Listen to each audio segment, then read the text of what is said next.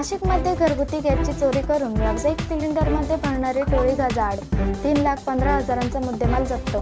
घरगुती वापराच्या LPG gas सिलेंडरमधून बेकायदेशीररित्या व्यावसायिक सिलेंडरमध्ये गॅस भरणाऱ्या रॅकेटचा नाशिक गुन्हे शाखा युनिट क्रमांक 9 आणि भद्रकाली पोलिसांनी पर्दाफाश केला आहे। या कारवाईत 4 आरोपींना अटक करण्यात आली असून त्यांच्याकडून 3,15,400 रुपयांचा मुद्देमाल जप्त करण्यात आला आहे।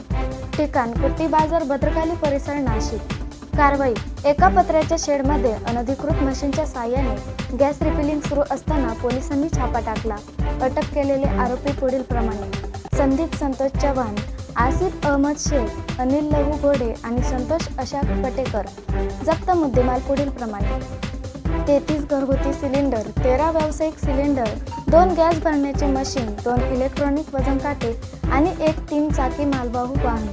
पार्श्वभूमी: अमेरिका आणि इराणमधील युद्धजन्य परिस्थितीमुळे गॅसचा तुटवडा निर्माण झाल्याचा फायदा घेत हे आरोपी काळाबाजार करत होते।